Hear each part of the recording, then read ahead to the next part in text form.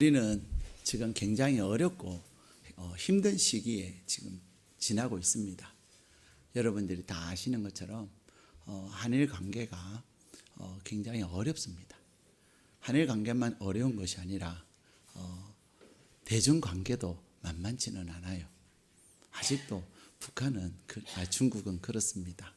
우리가 절대로 잊어서는 안 되는 것은 중국은 절대로 우리 편이 아니라는 사실이죠.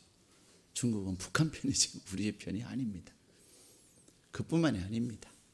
우리의 가족이라고 우리의 민족이라고 이야기했던 북한도 우리를 이제는 대놓고 조롱을 하기 시작했습니다. 근데 지금 현 상황 속에서는 제일 어렵고 힘든 것은 대일 관계입니다. 여러분들은 답이 보이십니까? 우리 정부는 이 문제를 해결하기 위해서 합리적이고 논리적이고 상식적인 지극히 정직한 방법으로 접근을 하지만 국제사회는 논리적인 것으로 통용되어지는 것이 절대로 아닙니다. 아무리 유엔에서 무엇을 법으로 결정해도 강대국들이 나는 싫어 이러면 또 그것에 대해서 뭐라고 참 힘든, 강대국은 약자들을 제재할 수 있지만 약자들이 유엔의 어떤 법을 가지고 강대국들을 제재할 수 없는 게 국제사회입니다. 우리는 그것을 너무나도 잘 압니다. 그래서 미국도 환경협약을 탈퇴를 했습니다. 자기들이 같이 만든 협약을. 일본도 멸종 위기에 있는 고래 포경을 금하자고 했던 조약에 참여했다가 스스로 탈퇴했습니다. 그리고 세계가 보라는 듯이 밍크 고래와 고래를 잡아댑니다. 그런데 우리는 봐라, 우리가 그런 게 아니라 너희가 오히려 일본에 더 많이 수출했잖아. 너희가 수출한 거잖아.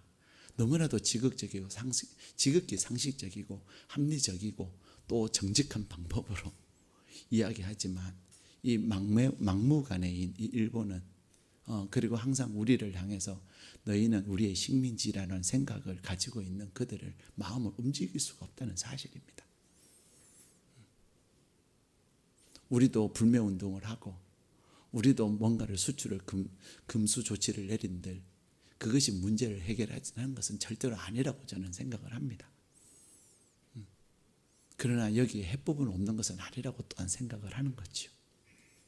이렇듯 지금 우리가 직면해 있는 이 문제만이 아니라 국제 정세와 또 우리나라가 당면해 있는 문제만이 아니라 우리가 살아가는 인생은 우리가 해결할 수 없는 많은 문제들이 있다는 사실입니다. 과연 해결할 것인가? 문제를 해결하지 않고서는 우리가 살아갈 수가 없거든요. 막 우리는 여러 가지를 얘기하죠. 일본도 손해인데 이렇게 얘기합니다. 물론 일본도 손해를 보겠죠. 그러나 힘의 논리를 가지고 있는 사람, 내가 손해 좀 봐도 그러고 있는 거죠. 애굽의 바로였습니다. 애굽의 바로도 이스라엘 백성들을 출애굽시킬 때에 그는 했다가 안 했다가 그렇게 마음을 바꿨다가 결국은 하나님께서 그 일을 해결하시니 이스라엘 백성들의 출애굽이 가능하게 된 것입니다. 오늘 하나님 주신 본문의 말씀을 보면은 이 모세의 아버지 아브람과 어머니 요게벳에게도 위기가 찾아왔습니다. 오늘 본문의 말씀에 보면은 1절 말씀 같이 읽게요. 시작. 레위 가족 중 한 사람이 가서 레위에게 장가들어. 여기에 보면 한 남자와 한 여자가 만나서 결혼을 했습니다. 근데 여기서 한 여자를 어떻게 소개하고 있냐면 레위 가족이라고 이야기하고 있습니다. 레위 가족 중 한 사람, 여기는 남자를 이야기하겠죠. 그리고는 성경에서는 레위 이렇게 설명을 하고 있습니다. 누구라고 이름은 여기서 공식적으로 밝히지 않지만은 이 레위 가족 중 한 사람과 그리고 한 레위 여자는 모세의 아버지 아므람과 어머니 요게벳임을 우리는 압니다. 근데 왜 레위 여자와 레위 남자를 이야기하고 있냐는 거죠. 그것은 이 두 사람은 지금 이스라엘 백성들이 처해 있는 그러한 애굽에 400년 동안 종살이를 하고 있고 노예 생활을 하고 있는 그들 가운데서도 그들은 하나님을 향하여 경건한 사람이었고 그들은 하나님을 향하여 믿음을 잃지 않았던 사람이었음을 오늘 이 말씀들은 설명하고 있는 거예요. 상황은 어둡고 상황은 정말 암울하지만 이 모세의 아버지와 어머니는 살아계신 하나님에 대한 믿음을 저버리지 않았다는 거예요. 그들의 조상 아브라함에게 하나님께서 400년 전에 약속하신 그 하나님은 사대가 이르면 반드시 하나님께서 다시 돌아오게 하실 것에 대한 믿음을 가지고 있었고 그들이 비록 지금 이제는 노예로 전락되어져 있지만 그들을 하나님께서 반드시 고향 가나안 땅으로 돌아가게 하실 것에 대한 믿음을 가지고 있는 믿음의 부모였다는 것입니다. 그들이 결혼을 했습니다. 그들이 결혼을 했는데 어떤 일이 일어났어요? 우리 2절 읽겠습니다. 시작. 그 여자가 임신하여 아들을 낳으니 그가 잘생긴 것을 보고 3달 동안 그를 숨겼으나. 아멘. 자, 여러분, 결혼을 하고 요즘은 이제 아들보다 죄송해요, 남성들. 그렇지만 저도 그렇게 생각하니까 그리고 또 사회적으로 그러니까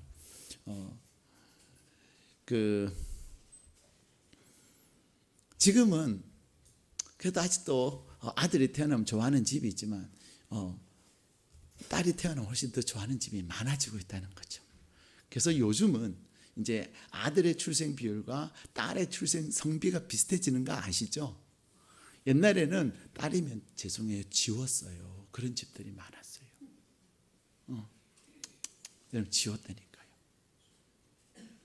근데 지금은 안 지웁니다. 환영합니다. 어떤 집들은 우리는 딸을 바래. 딸을 바래라고 얘기하는 집들이 많아졌어요. 그러다 보니 이제는 출생 성비가 거의 1대1 비슷해졌다니까요. 근데 이때만 해도 우리나라 20년 전만 해도 그렇죠? 20년 전만 해도 그래도 아들이 이렇게 있었어요. 근데 이때는 아들이 절대적이었습니다. 아들에게만 유업을 줬고 유산을 줬어요. 그랬는데 그 집에 어떤 일이 일어났어요? 아들이 태어났다는 거예요. 아들이. 기쁜 일이에요? 슬픈 일이에요? 별로 안 기쁘신 것 같아요. 예, 결혼을 하고 아들이 태어났다는 것은 정말로 기쁜 일이에요. 정말로 기쁜 일. 우리나라는 기쁘기 때문에 뭐 했죠? 고추를 막 집에가 주렁주렁 달았어요. 근데 이 아므람과 요게벳의 집에는 기쁨이 아니에요. 왜 그렇습니까? 이스라엘 백성들이 날로 그 숫자들이 많아지기 시작한 거예요. 처음 애굽으로 내려왔을 때는 야곱의 가족이 70명이었는데 지금은 장정만 60만 명, 남녀노소를 다 하면 200만 명이 넘는 어마어마한 민족을 이룬 거예요. 바로와 애굽 사람들은 위기감을 느낀 것입니다. 지금 아직도 우리나라는 외국 이주 노동자들 또 외국인들이 우리나라에 들어오는 것을 별로 그렇게 큰 부담은 안 느껴요. 그러나 어느 날이 되면 우리나라도 이제는 외국인이 귀화하고 외국인이 이제는 한국 국적을 가지는 것과 그 다음에 또 한국에 오는 것에 대해서 이제는 제재를 가하기 시작할 때가 올 것입니다. 그러나 지금도 우리는 선을 넘었다고 저는 생각을 해요. 우리나라에 있는 외국인 노동자들이 우리나라를 일시에 떠나면요, 우리나라는 기업이 무너집니다. 여러분, 한 달만 우리는 명절 때 이 한 주간만 재활용 쓰레기 안 가지고 나면 그 다음 주에는 어떻습니까? 재활용 수거하는 동안 아파트에 난리가 납니다. 쓰레기 문제만 해도 심각한데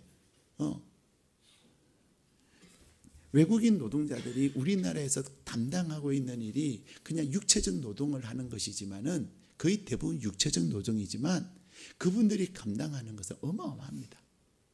그분들이 삐지지 않도록, 그분들의 마음이 상하지 않도록 우리 잘해드려야 돼요. 예. 프랑스 같은 나라는요, 출산을 안 하니까 끊임없이 이민자들을 받아들이는데, 지금은 프랑스가 위기를 느낀 거예요. 이러다가는 이제는 무슬림의 나라가 되겠다. 그래서 프랑스는 이제는 이민법도 제한을 하고 있고 산하 제한도 하기 시작했습니다. 그래서 무슬림, 옛날에는요, 전까지만 해도 무슬림이 아이를 낳는 것을 제한을 하지 않았습니다. 자녀를 낳는 족족 한 사람당 얼마씩 지원을 해줬어요. 애만 많이 낳아도 꽤 잘 살 수 있었어요. 근데 지금은 이제는 위기감을 느낀 거예요. 왜냐하면 대통령 선거에서 그들도 다 선거권을 가지고 있기 때문에 그 선거권을 가지고 무슬림을 대통령으로 세울 수가 있단 말이에요. 그래서 제한을 하기 시작한 겁니다. 미국의 트럼프 대통령도 왜 멕시코를 향해서 이렇게 장벽을 세우려고 할까요? 위기를 느끼고 있는 거예요. 위기를. 그런데 이 바로도 마찬가지였습니다. 위기를 느끼기 시작한 거죠. 그들은 애굽의 사람들은 아이를 많이 낳지 않은데 이 이스라엘 백성들은 하나님이 주시는 대로 다 낳으니까, 하나님의 선물로 그들은 다 낳으니까 숫자가 많을 수밖에 없고, 거기다가 하나님이 약속을 하셨단 말이에요. 큰 민족을 이루겠다고 약속하셨기 때문에 하나님이 약속하신 그 일을 지금 70명에서 200만이 넘는 대민족을 하나님이 이루신 거예요. 그게 위기감을 느끼고 공포감을 느끼면서 이제 바로는 어떤 정책을 핍니까? 산하 제한을 하기 시작하다 그것도 안 되니까 이제는 남자가 태어나면 다 죽이라는 것입니다. 아이는, 아들이 태어나서 기쁜 일인데 이 아이는 기쁜 아이가 아니에요. 슬픔의 아이고, 이 아이는 이 집안의 비극의 아이가 된 거예요. 근데 오늘 본문의 말씀에 보니까 우리 2절 말씀 같이 읽겠습니다. 다시. 그 여자가 임신하여 아들을 낳으니 그가 잘생긴 것을 보고 석 달 동안 그들을 숨겼으나. 아멘. 여기에 잘생긴 것, 잘생겼다 하는 이 의미를 여러분이 잘 아셔야 돼요. 여러분, 사실 신생아 태어나면 잘생겼어요, 좀 거시기해요? 예. 그래도 11시 예배 성도님들은 좀 양심적이셔요. 사실 거시기하죠. 그렇잖아요. 왜냐하면 신생아가 이제 어머니 뱃속에서 태어나가지고 온몸이 태열 때문에 벌겋잖아요. 눈도 제대로 잘 못 뜨잖아요. 그래도 아이가 좀 시간이 지나야 아빠도 닮고 엄마도 닮은데, 그냥 태어나면 어머 저 눈 봐라, 엄마 닮았어, 저 코는 아빠 닮았어, 그러면서 거짓말을 많이 해요. 그러고 싶은 거죠. 솔직히 저는 이렇게 이제 아이가 태어나면 신나요. 가서 아이 축복해 주러 가요. 이렇게 같이 간 성도님들도 어머 예뻐 막 그래요. 근데 저 솔직히예요. 물론 태어나면서 태열도 별로 없는 아이들이 있기는 해요. 깨끗한 애들이 있긴 하지만 많은 아이들은 막 아직 태열이 있어서 그다음에 머리카락도 별로 없지요. 또 머리카락 숱 많은 아이도 있어요. 근데 그 숱 많은 아이 머리 예쁘게 헤어컷 안 했잖아요. 그렇죠? 자연 그대로 생명이기 때문에 그 자체가 신비롭고 놀랄 뿐이지 잘생긴 것은 아니에요. 근데 오늘 본문에서는 잘생겼다고 얘기하는 그 잘생겼다는 의미를 아셔야 돼요. 성경에 보면은 용모가 준수했다 이런 표현이 나오고요. 또 잘생겼다, 아름다웠다. 근데 오늘 이 본문에 잘생겼다고 하는 말의 의미가 뭐냐면 이 아이는 예사로운 아이가 아니라는 말이에요. 이 아이는 하나님께서 특별한 뜻이 있는 아임을 이 아빠와 엄마는 볼 수 있었다는 것입니다. 물론 자기 아이기 때문에 죽게 내버려 둘 수는 없겠지만은 특별히 그가 잘생긴 것을 보고라는 이 말은 모세의 어머니가 이 모세를 보면서 이 아이는 범상한 아이다, 비범한 아이다, 특별한 아이다. 분명히 하나님께서 약속하신 그 어떤 것들을 이루어갈 놀라운 아이다. 그것을 아는 거예요. 이 아이에 대한 책임감, 사명감, 그것이 석 달 동안 그를 숨기게 만든 것입니다. 또 모성애가 이 아이를 석 달 동안 숨길 수 있게 만든 거예요. 근데 여러분, 우리는 신앙생활을 하면서 우리가 우리 스스로의 의지를 가지고 그 의지가 내가 믿음이라고 생각할 때가 있어요. 그것을 의지적 믿음이다. 저는 그렇게 정의를 내립니다. 이 의지적 믿음이라고 하는 것은 하나님께서 나에게 약속하신 그것을 믿는 것이 아니라 내가 그럴 것이라고 믿는 거죠. 내가 그렇게 하면 될 것이라고 믿는 거죠. 우리는 의외로 신앙생활을 하면서 나의 의지적 믿음을 우리는 하나님을 향한 절대적 믿음이라고 착각하거나 잘못 생각할 때가 있어요. 오늘 이 본문에서 모세의 어머니 요게벳은 이 모세의 비범함을 보고 모세의 특별함을 보고 이 아이를 보호해야 되겠다. 이 아이는 절대로 내어줄 수가 없다. 라는 마음의 결심을 하게 된 것입니다. 석 달 동안 이 아이를 숨겼는데 그 하루하루는 기쁨과 두려움과 불안함이 교차하는 그런 시간이었어요. 우리는 신앙생활을 하면서 내가 믿음의 생활을 하지만 내가 믿음의 생활을 하면서 하나님의 자녀로서 세상 가운데 살아가는 가운데 나의 의지적 믿음을 가지고 세상을 살 때 얼마나 우리는 불안한지 몰라요. 하나님 해주실 거예요, 해주실 거예요 그러지만 하나님의 약속에 의한 해주시는 것이 아니라 내가 그렇게 믿고 있는, 내가 그렇게 생각하는, 그러다 보니 안 되면 어떻게 하라는 그 두려움이 우리를 더 불안하게 만드는 거예요. 그래서 믿고 맡기면 되는데 믿고 맡기지 못해서 늘 그 주변을 맴도는 거죠. 예. 하면서도 불안한 거예요. 믿음은 불안한 것이 아니거든요. 그러나 나의 의지적 믿음이 나로 하여금 불안하게 만들고 나의 의지적 믿음이 나로 하여금 두려워하게 만드는 거예요. 근데 우리의 의지적 믿음은 한계가 있습니다. 오늘 본문의 말씀에 보면은 결국 얼마 동안 숨겼어요? 석 달을 숨겼어요. 석 달을 숨겼는데 더 이상 숨길 수가 없는 거예요. 우리는 내가 굳이 믿고 싶은 대로 또 내가 만든 나의 어떤 방식을 가지고 의지적 믿음으로 믿음의 생활을 하지만 우리는 내가 더 이상 할 수 없는 한계에 부딪힐 때가 있습니다. 중요한 것은 그 한계의 때가 중요한 거예요.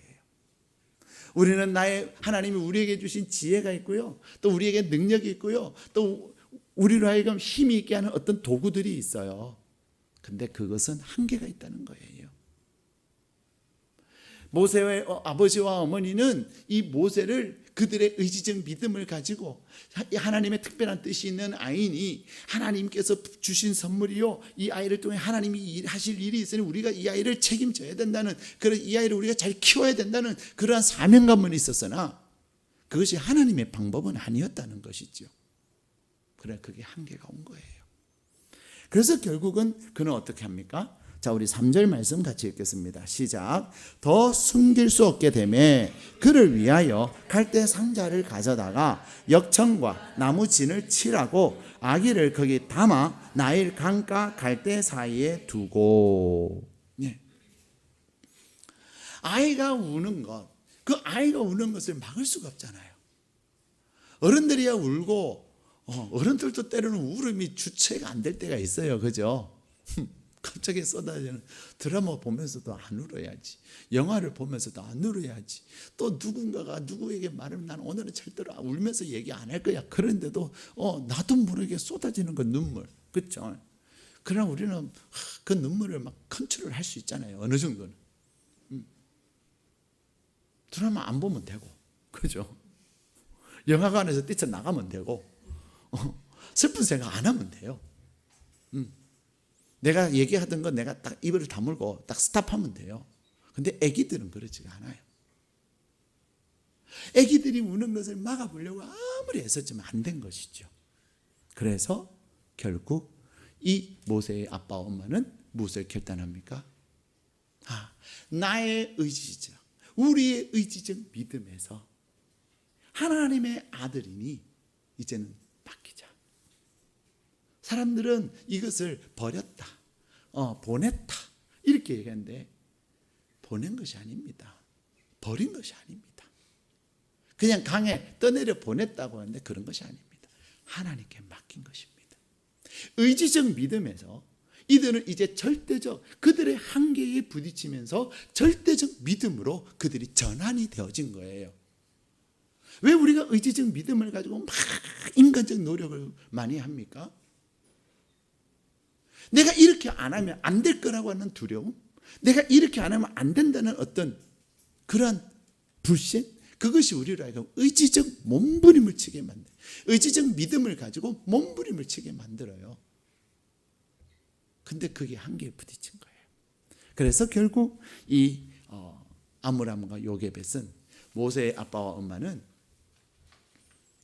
이 모세를 하나님께 맡기기를 결정합니다. 그 맡기는 것이 어떤 거였어요? 갈대 상자에 이 아기를 넣고 나일강에 띄우는 거예요. 그들이 석 달 동안 이 아이를 의지적 믿음을 가지고 지키고 보호하는 가운데도 얼마나 기도 많이 했겠어요. 하루 시작부터 하루 끝날 때까지 늘 기도하면서 조마조마하면서, 그죠? 우리 믿음 생활을 하니까, 하나님이 계시니까 우리는 막 이럴 때 얼마나 많아요. 두렵고 초조한 마음으로 기도하면서 시작하고, 두렵고 초조한 마음으로 불안해서 기도하는데 정작 내 방법대로 하는, 내 생각대로 하는, 그래서 믿음의 생활을 하는데 세상 사람들보다 더 두려워해. 믿음의 생활을 하면서도, 하나님은 계시다고 하면서도 세상 사람들보다 더 염려를 많이 해요. 왜요? 하나님을 향한 절대적 믿음이 아니라 나의 의지적 믿음으로 내가 사니까 그런 거예요. 근데 이제는 그것을 내려놓은 것입니다. 왜 그들이 왜 못 내려놓았습니까? 아빠와 엄마의 품을 따라 얘는 죽는다는 거죠. 근데요, 이제는 하나님께 맡깁니다. 그래서 그들이 어떻게 해요? 갈대 상자에다가 역청을 바르고 또 진을 발라서, 그래서 나일강에 띄웁니다. 나일강에도 그냥 급류가 빠른 거기다 띄우는 것이 아니라 갈대 숲속으로 그냥 지나가 천천히 흘러가도록 띄웁니다. 근데 놀라운 것은 하나님께 맡겼는데 어떤 일이 일어나요? 왜 못 맡겼어요? 죽을 것 같으니까 못 맡긴 거예요. 우리를 떠나면 얘는 반드시 죽는다는 나의 생각 때문에 못 맡겼는데 하나님이 일하시기 시작한 겁니다. 맡기지 못했을 때는 내가 늘 불안하고 내가 늘 초조했는데, 맡겼더니 하나님께서 놀랍게 일하셨음을 오늘 본문에서 말씀하고 계세요. 하나님이 어떻게 일하셨습니까? 첫 번째로요, 만남의 복을 주신 거예요. 만남의 복. 이제 이 갈대 상자에 넣어서 아이를 나일강에다 띄워 보냈는데 하나님 누구를 만나게 하셨어요? 바로 왕의 딸을 만나게 하신 거예요. 근데요, 이 바로 왕의 딸 중에서도 이 딸은요, 가장 강력한 영향력 있는 딸이에요. 사학자들은, 고고학자들은 하셉수트라고 하는 공주다라고 얘기합니다. 이 당시 애굽을 다스렸던 왕은 투트모스 1세였습니다. 이 투트모스 1세의 딸 중에서 하셉수트라고 하는 딸이 있었는데, 이 딸이 그날 그 시간에 해필이면 거기에 목욕하러 간 거예요. 예. 적어도 공주가 목욕하는 그 현장은 얼마나 경비가 삼엄하겠어요, 그렇죠? 예? 우리 알잖아요. 대통령이나 누가 한번 오면은 이렇게 다 맨날 놓치지 못하는 거. 그런데 이 갈대 상자에 있는 이 아기가 누구를 만나냐면 바로의 딸 하셉수트를 만난 겁니다. 참 놀랍지 않습니까? 여러분, 나일강에 띄우는 순간 악을 만날 수도 있고, 나일강에 띄우는 순간 우리는 내셔널 지오그래피나 그런 프로그램들을 보면은 막 그런 나일강 같은데 큰 구름이들 그잖아요. 한번 꼬리 한번 탁 쳐버리면 박살나는.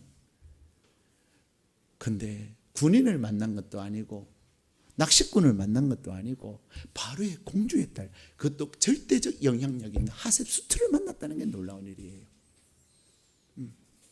내가 끼고 있으면은 절대로 만날 수 없는 사람. 근데 내가 하나님을 믿고 하나님께 맡겼더니 하나님은 만남의 복을 주시더라는 것입니다. 두 번째, 어떤 복을 주셨어요? 이제 이 여인이 봤더니, 자, 우리 6절 말씀 읽겠습니다. 시작. 열고 그 아기를 보니 아기가 우는지라 그가 그를 불쌍히 여겨 이르되 이는 히브리 사람의 아기로다. 아멘. 자, 여기서 중요한 단어가 불쌍히 여겨라는 말이에요. 네. 불쌍히 여겨.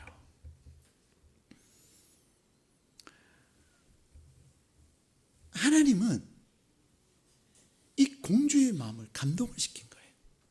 오늘 본문에는 2절에서는 잘생긴 것을 보고서는 내놓을 수가 없었어요. 그렇죠? 하나님의 뜻을 보고서도 내어놓을 수가 없는가 하면은 불쌍해서도 내어놓을 수가 없는 거 있잖아요. 네. 불쌍하니까 내놔야지. 불쌍하니까 어떻게 내놔? 그건 다 우리의 상식, 우리의 생각이지. 불쌍하지만 못 내어놓을 수도 있고요. 사람의 마음을 움직이시는 분은 누구십니까? 하나님이세요. 더군다나 이 바로 하셉스트는 히브리의 아들들은 다 죽이라고 하는 아버지의 준엄한 명령을 알아요, 몰라요? 압니다. 알아요. 자기가 이 아이를 키운다고 하는 것도 보통 일이 아니라는 거 알아요. 근데 무엇을 뛰어넘게 만든 거예요?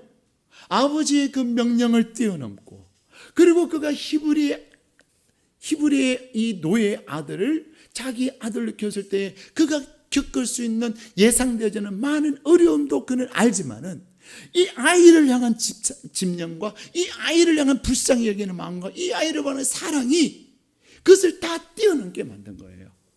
우리는 인생을 살면서 가끔 그럴 때가 있어요. 야, 왜 나한테 이렇게 잘해주는 거지?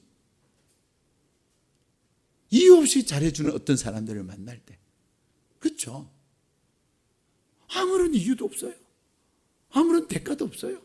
근데 너무 잘해주는 거예요. 네? 너무? 왜 그렇습니까? 하나님이 그 사람의 마음을 움직이시니까 그런 거예요.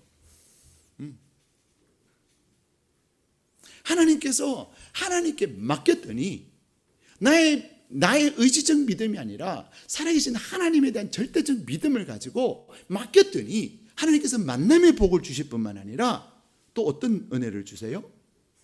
만났지만 그 사람을 죽일 수도 있음에도 불구하고 절대로 포기하지 못하게 만드는, 명령도 거역하게 만들고, 그렇죠? 그가 겪게 될 어떤 불편함과 어려움과 수고, 그런 수많은 것들을 다 뛰어넘게 만드는 그 마음의 감동을 하나님이 주시더라는 것입니다. 세 번째, 하나님이 오늘 하나님께 맡긴 절대적 믿음에 대해서 어떻게 행동을 하시죠? 자, 이제 히브리 아이다 라고 얘기하는 순간 뒤따라갔던 이 누나 미리암은 얼마나 놀라겠어요. 그죠? 그렇죠? 히브리 사람이야. 히브리 사람의 아기야. 그게 죽는다 이 말이에요. 그래서 이 미리암이 뒤따라가다 차르르 가서 얘기해요. 히브리 여인 중에서 유물을 불러다가 이 아기에게 젖을 먹이게 할까요? 그래요. 참, 말이 되는 이야기입니까? 그렇죠? 지금 히브리인 하면 학을 띄는데 히브리 여인을 먹이게 할까요? 근데요, 하나님께서 맡긴 자에게 주신 세 번째 은혜가 뭐냐면 분별력과 그리고 말의 지혜입니다. 불쌍히 여겼지만은 이 미리암이 가서 이 공주의 마음을 싹 감동을 시키는 말, 내가 지금 나타나야 될 타이밍인지 내가 더 숨어 있어야 될 타이밍인지 분별할 수 있는 거예요. 예. 중요한, 우리가 사업을 하거나 직장생활이나 사회생활을 함에 있어서 결정적으로 중요한 게 타이밍이지 않습니까? 그 타이밍을 놓치면 안 돼요. 내가 아무리 재산을 많이 가지고 있어도 타이밍을 놓치면요, 적기를 잃어버리는 거예요. 적절한 때를 놓치는 거예요. 네 번째, 하나님께서 절대적 믿음을 가지고 하나님께 맡겼더니 어떤 은혜를 주세요? 이 공주의 마음이 움직여져서 그러면은 이 아이를 데려다가 젖을 먹이고 키워라. 네. 그러는 뭐까지 준다고요? 자, 우리 9절 말씀 읽겠습니다. 시작. 바로의 딸이 그에게 이르되 이 아기를 데려다가 나를 위하여 젖을 먹이라. 내가 삭슬 주리라. 여인이 아기를 데려다가 젖을 아멘. 사랑하는 여러분, 이 공주가요 결국 뭐라고 이야기합니까? 그러면 이 아이에게 이 어머니의 유모를 데려다가, 근데 그 유모는 누구라고 얘기해요? 아기 엄마입니다. 그래. 아, 미리암 강 커요. 그렇죠? 강 커요. 근데 강 컸는데 강 큰 대로 된 거예요. 정도를 가야 돼요. 편법은요 더 곤란을 만드는 거예요. 정도를 가는 게 중요한 거예요. 결국 얘기했더니 뭐라 그래요? 아이에게 젖을 먹여라. 그리고 내가 무엇을 주냐? 삭슬 주리라. 야, 이런 걸 두고 뭐라고 하냐면 세상 사람들은 대박 그러는 겁니다. 대박. 왜 대박입니까? 이제는 이 아이는 누구의 아이예요?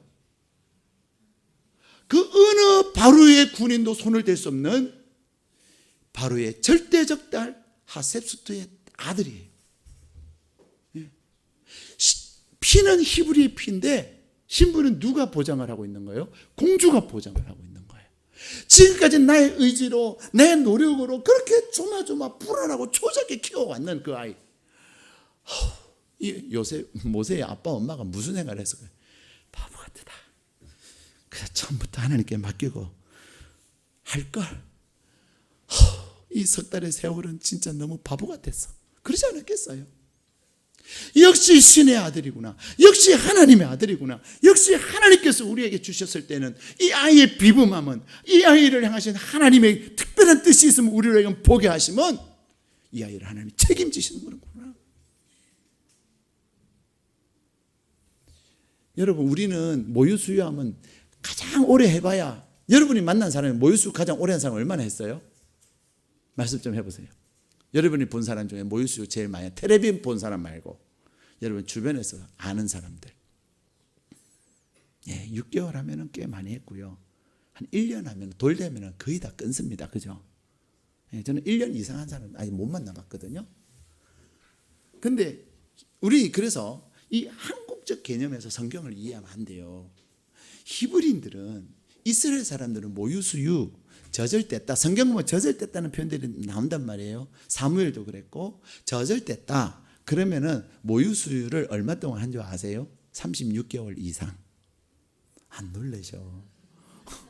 굉장히 오늘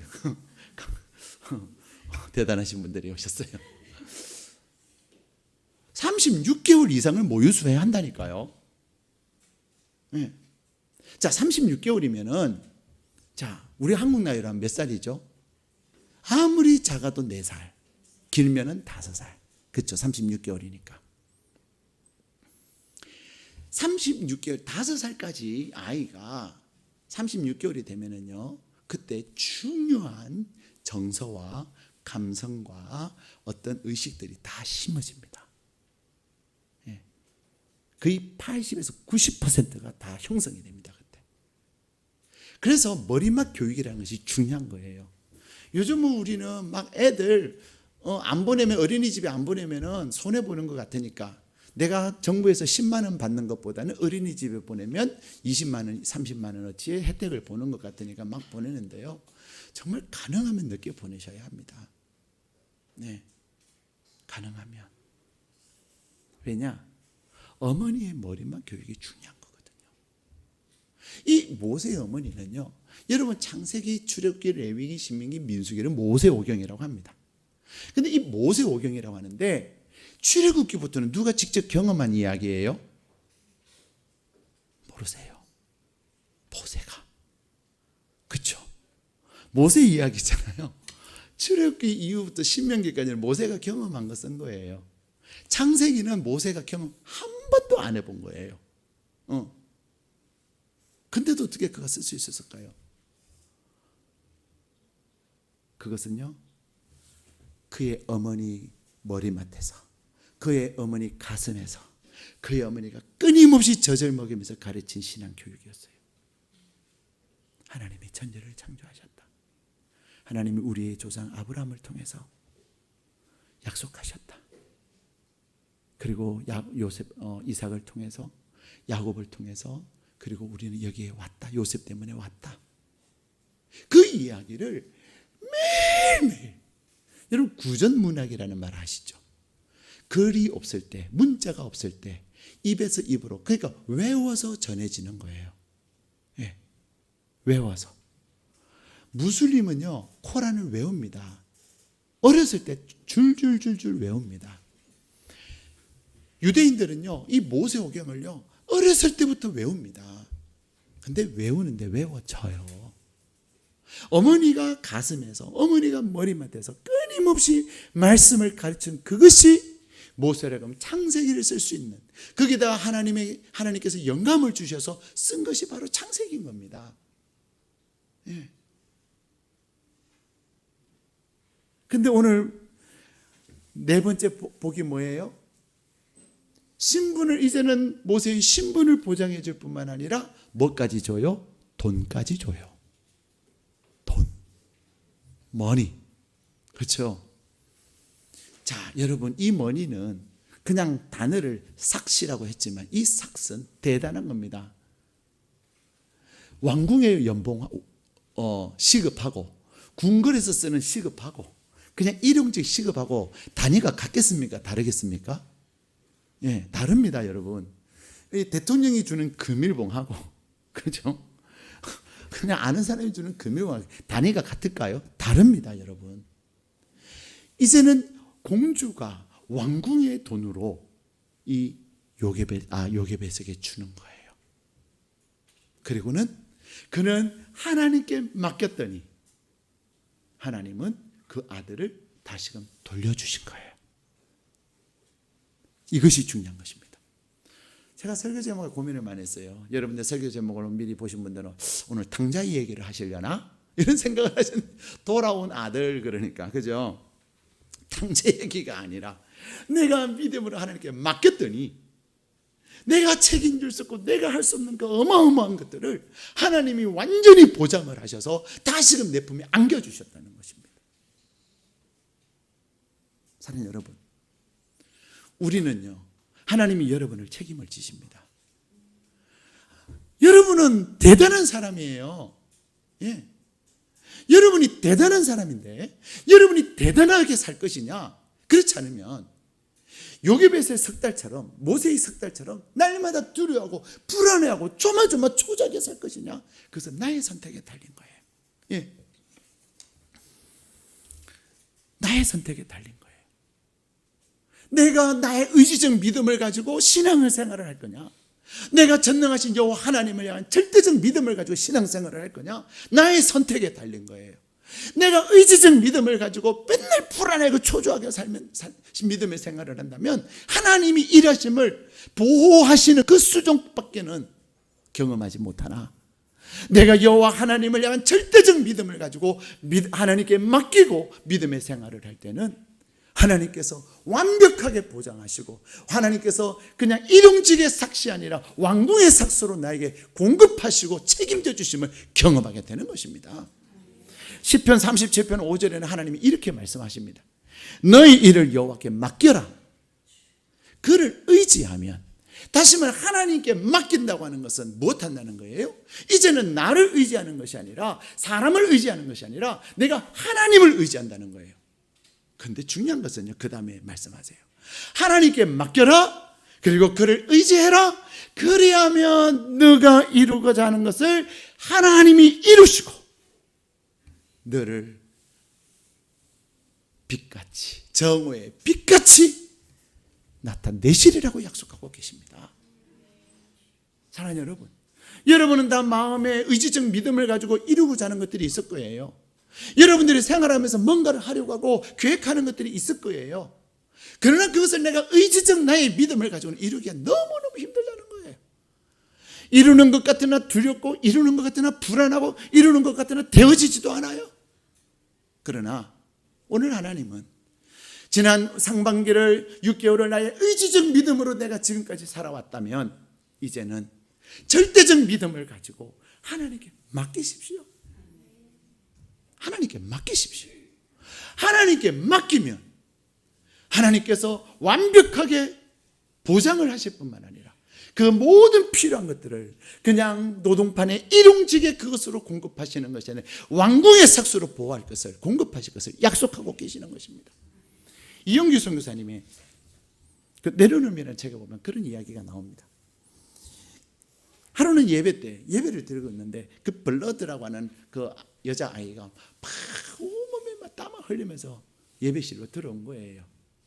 그래서 어쨌든 예배에 참여해서 예배를 마쳤어요. 왜 그랬니? 하고 물었더니 그 블러드라고 하는 여자아이가 그런 거예요. 제가 소를 잃어버렸어요. 그래서 소를 막 찾다 보니까 예배 시간이 된 거예요.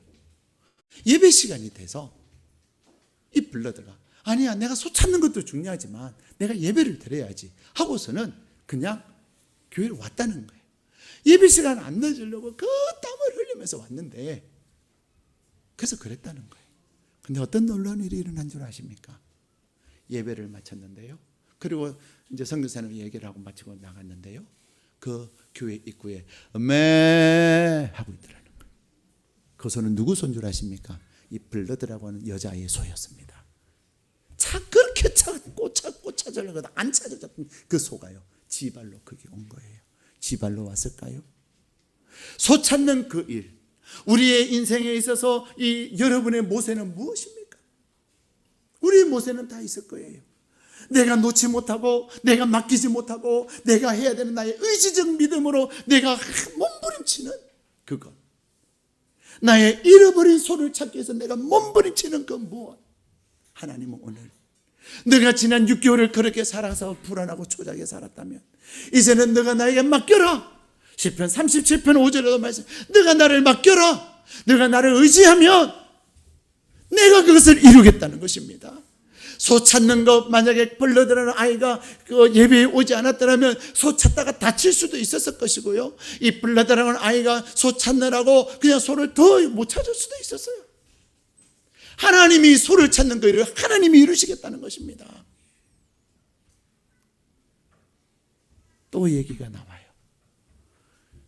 이영규 선교사님 얘기에 하면요, 그 교회에 이제 교회를 한 자매 할머니가 70이 됐는데 이제 그분이 교회를 안 다니다가 이제 교회를 다니고 싶어 하셨어요. 근데 다니려고 하니까 무가 걸리는 거죠.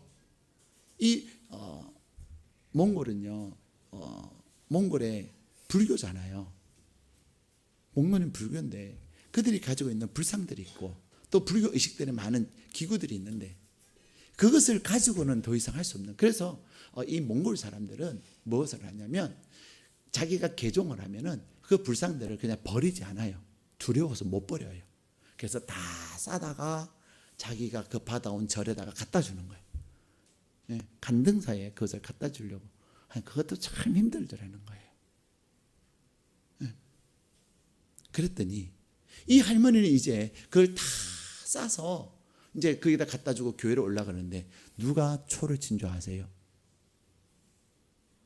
교회 다니는 그 딸이 할머니한테 하는 말, 할머니, 그 불상은 안 돼요. 그런 거예요. 그 불상은 안 돼요. 할머니는 완전히 정리를 하고 하나님을 믿으려고 했는데 교회를 다니는 이 딸은 안 돼요. 할머니, 그 집안에 이전에 있었던 우환이 있어서 그 우환 때문에 절에 갔더니, 예수 믿기 전이죠, 절에 갔더니 스님이 그러면 이 불상을 갖다 놔봐라 그랬더니 그랬다는 거예요. 그래서 갖다 놨더니 진짜 그 이후로는 우환이 없었다는 거죠. 그러니까 무슨 마음이 있는 거죠? 혹시나 이 불상을 주면 다시 우환이 찾아오면 어떡하나, 그 두려움. 하나님을 믿으면서도 하나님에 대한 온전한 믿음을 가지지 아니하고, 나의 의지적, 내가 하나님 믿지만 이 불상도 있어야 되는 나의 의지적 믿음, 그것이 우리의 현주소일는지도 모릅니다. 사랑하는 여러분, 하나님은 오늘 우리에게 말씀하십니다. 여러분이 아들 하나님께 맡기십시오. 오늘 여러분에게 모세는 무엇입니까? 여러분의 직장일 수도 있고요, 여러분의 모세가 또 여러분의 배우자일 수도 있고요, 어떤 분은 막 배우자에게 막 노심초사해가지고 배우자를 그냥 못 놔둬요. 그런데 배우자가 지켜집니까? 어떤 사람은 자녀를 못 놔둬요. 예. 어떤 어머님이 이번에 그랬어요. 유치아동부 캠프에 신청을 하면서 처음으로 우리 아이를 떼보냅니다. 한 번도 아이를 떼보낸 적이 없습니다. 저는 그 어머니 너무 귀했어요. 너무 고마웠어요. 고맙다 이 말은 무슨 말이죠? 기도를 세게 할까요, 안 할까요? 하죠. 네?